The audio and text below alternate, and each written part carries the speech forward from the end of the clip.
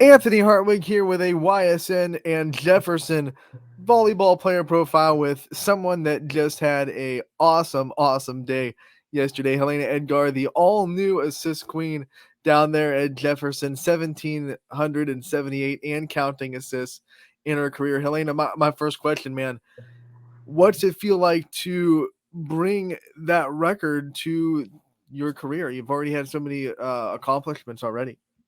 It definitely it's a good feeling knowing that all of my hard work has paid off and that all of the coaching that I received and that all of my teammates were there to support me was really great.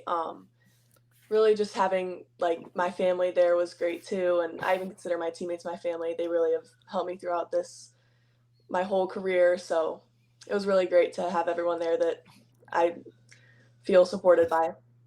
As you got closer and closer to this number and it became more of a reality that it was going to happen, what was going through your head about trying to not focus too much on it and just let the game play out the way it was gonna play out? Yeah, just knowing that I really, like, had my teammates, like, by my side, so even no matter what or when I was gonna reach the goal, because we really didn't know, the exact number until a couple days ago. So it was really nice just kinda it was a sort of a surprise, and it was nice that I could celebrate in my own home court instead of Mhm. away, and especially during such a big game, so that was really a good surprise. You said it, the stars aligned for you. You got it not just at home, but you got it against the county rival in Edgewood in a very good volleyball match. What was that like to just have everything go the way that it should? You're home and you're playing a heated rival. There was definitely a lot of energy going into the match. There was a lot of energy the whole day. Everybody was excited. The We were talking to people at school about it. Our coach had been preparing us for the week about it. We This was our third time playing Edgewood. We played them early on in the season, then we played them at their place, beat them in five. So that was definitely we were looking to beat them in three or four. So it was definitely nice to beat them in four. Not too many times does a team have to play a rival three times, but you've had to do it. What was that like playing Edgewood for the third time this season? And obviously so familiar with them and they're so familiar with you. They definitely knew a lot about us. We ran a play against them that worked really well the first time, and it didn't work as well the second time. So we had to switch things up, but it wasn't an issue. We settled in, and our offense kicked in. So All right, let's talk about that moment. The actual moment where you get the assist that breaks the record. Crowd celebrates, everyone knows what's going on. You get to celebrate with your teammates and your family. What was that moment like for you? it was really emotional, honestly. Just like I knew that I was getting close, but just the realization and hearing everybody in the stands cheering for me, and I got a ball from all my teammates that they signed, which was really nice. And our athletic director, Mr. Jahola, is really great with that. So he's done a lot of things with that too. And my coach has definitely helped me come a long way. And coaches from my club, Rock City, Rob Klein, he's done a lot for me as well. So Do you remember who you set to break the record? Who got that one kill that gave you the last one? I'm not sure. Probably Chloe O'Rourke, my outside. I'm guessing it could have been my other hitters because I mean, they're all I just love my team. I think that they all really contribute a lot. I think everybody has grown a lot. My passers, Sarah Stone and Adriana Brass, they've really. I mean, I couldn't get good sets without them, and then our hitters couldn't get good kills. So I think Chloe's a good guess. Good guess. The odds are in her favor the way that she's been playing this season. yeah. Let's talk about this team in general. This Jefferson team, you don't want to diminish how important Remy Ryan was to the team last year, but it was just one senior. You bring so many people back. What's it been like to have pretty much the same team that you had last year?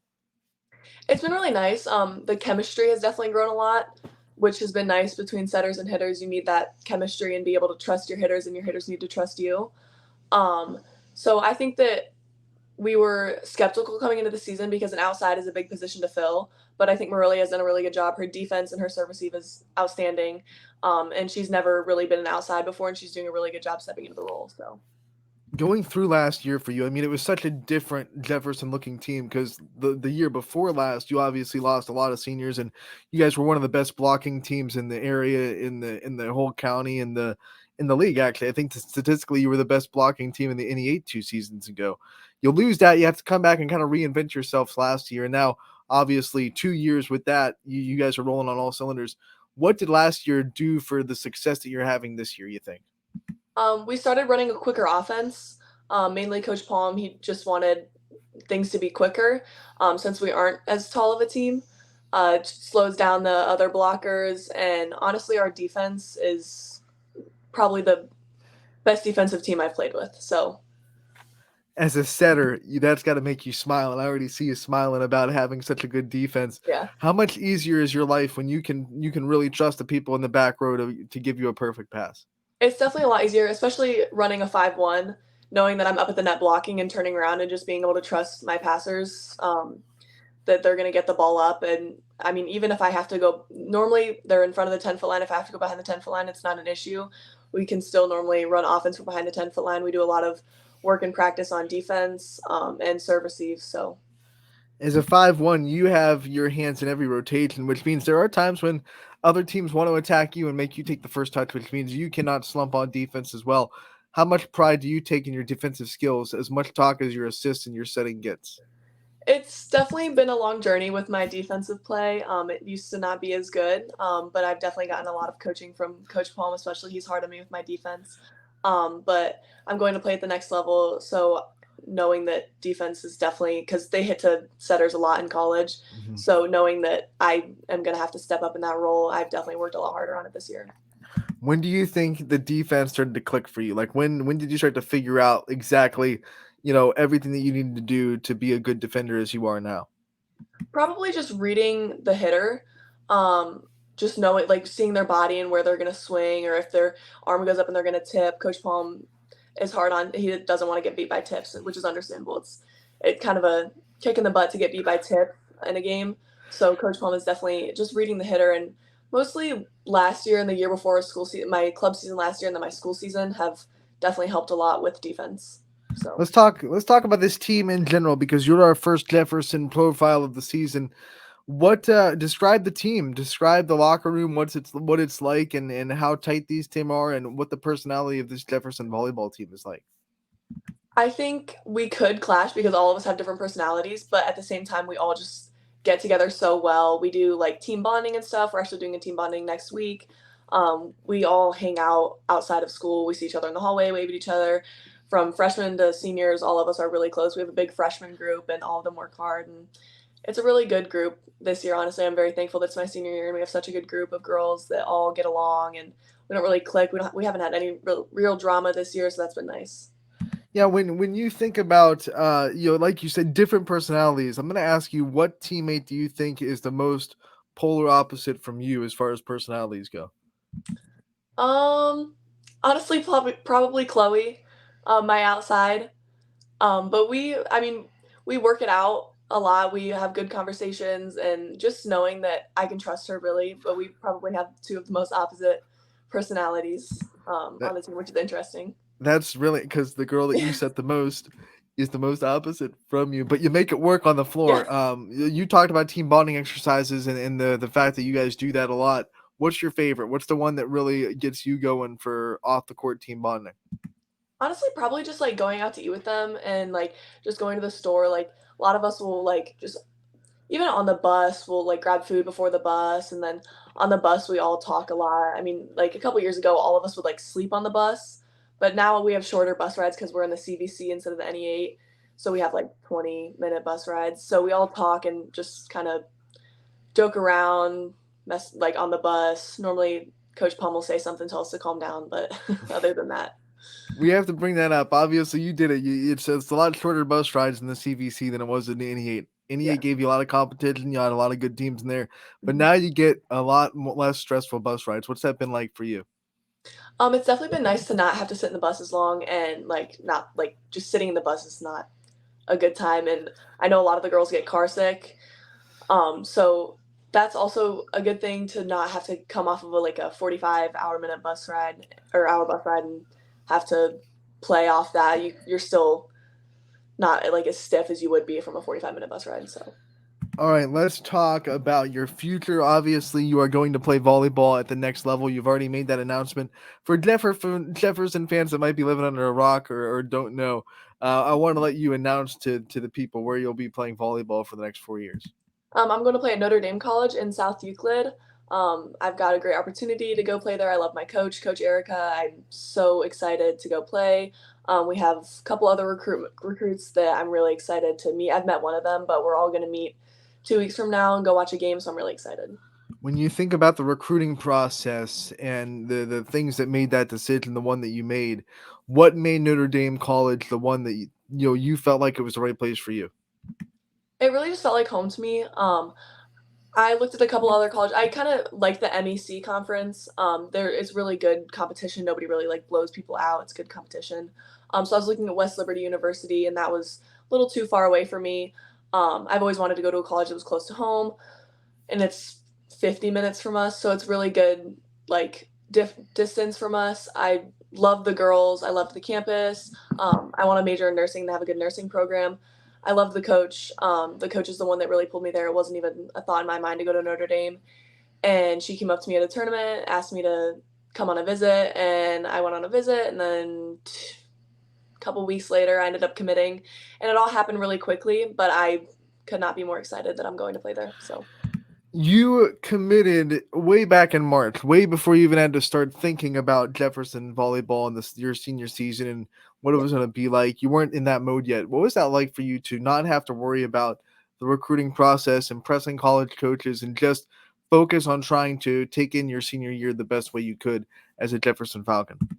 That was definitely a conversation that me and my parents had, just knowing that all the stress would be gone. I've made a lot of films, spent a lot of hours doing that, spent a lot of hours emailing coaches. So it was definitely nice to just have that weight off my shoulders and just being able to focus on school and just practice. And whenever I could fit in volleyball, I still love to watch film and make highlights, do that all the time. So College volleyball has been a dream for you. So when you get to sign the dotted line and make it official that you are going to play college volleyball, what do you think that's going to be like for you? it's definitely going to be emotional. Just knowing, because I've always wanted to play in college. I used to be a gymnast and I wanted to go do gymnastics in college, and that ended up not working out. But volleyball is honestly, I could not be more happy that I'm going to play. And it's definitely going to be emotional, but I know that I'll have my family and friends and teammates and coaches there to support me. So You just opened a very interesting door. I want to talk about the transition between gymnastics and volleyball because people usually don't put those two sports together when they're thinking about like, oh, if you're gonna get away from gymnastics, you'll go right to volleyball. What was that like? What was the thing that kind of drew you a little bit away from gymnastics and into the sport of volleyball? yeah, so I started gymnastics when I was like 5. I loved going to practice. I would like have a breakdown if I could not go to practice. It was my absolute favorite thing to do.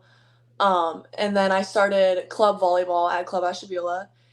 And that was, I mean, I loved that too, but it was really just gymnastics was my main drive. Then I started school ball and I started to really like it. And I was actually a setter for school ball and then an outside for club ball. And then I had knee surgery in 2020.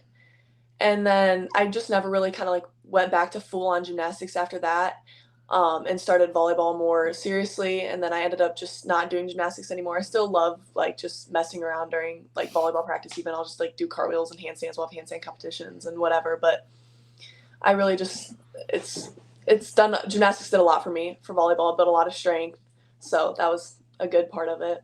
What was your favorite apparatus in gymnastics? Probably bars.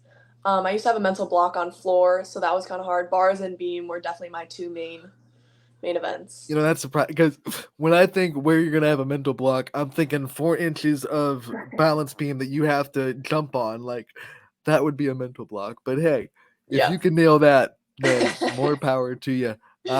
When you think about just the future, graduating from Jefferson and having to reflect on your time in this school system, what are going to be some of your treasured memories that you have, not just with the volleyball program, but with the school community, things that you think you're going to treasure for the rest of your life? It's definitely a very small community, so it's nice. Like I pretty much know everybody in my grade. Always been really supportive of me, and so that's been really nice to know. When I committed, everybody was like, "Oh, congratulations!" So that was definitely nice to hear from my like people that had no idea about volleyball and they knew I committed. So that was definitely nice to hear. All of my teachers have been really supportive throughout it. I missed class a couple times for random volleyball things, and they were really helpful with that. So that was definitely nice to be able to not feel like as guilty about missing class, and I would still get my homework made up, and they were okay with that, which was nice. Who was the first person you told that you committed? Who was that first phone call you had to make and say, I got it locked down? My dad. My mom was with me and my brother was with me. Actually, it was on the way home from a college visit from my brother, my older brother, and we actually went to Notre Dame and I verbally committed. And I called my dad and told my dad. So, All right. Before we let you go, though, I do want to give you the chance to just, give shout outs to the people that are in your life, the people that have your corner, have your back. Anyone that you think deserves to be a shout out, you can take as much time as you want. I don't care. Shout out the people that you think deserve it in this interview. definitely all of my old teammates, Taylor Skinner, Jackson Simmons, Shannon Burns, Monica Devine, Remy Ryan, Chloe O'Rourke, Abby Cotton, Cassie Blood, Cheyenne McGurr, um, let's see, Sarah Stone, definitely. Adriana Brass, for sure. They always bring a lot of life to the court. Definitely my parents, my mom, my dad, they've always been so supportive. Definitely sometimes I have come off the court and not had the best attitude. My mom makes sure turn that around. So my mom's helped me a lot with my attitude, I will say. My grandparents, they come to everything. I'm so thankful that they come to all of my games. They come to as many as they can. My other grandparents that live in South Carolina, they watch online all the time. So really just my family and my friends, everybody just has been so supportive over me. Helena, we want to thank you so much for taking the time to come on and join us. We congratulate you so much on becoming the career record holder for assists. We know that you're close to 2,000, and we think that could happen. We hope that you get one more milestone moment before your career is over. And we wish you the best of luck the rest of your senior season. We can't wait to talk to you again real soon. Thank you. Thank you so much.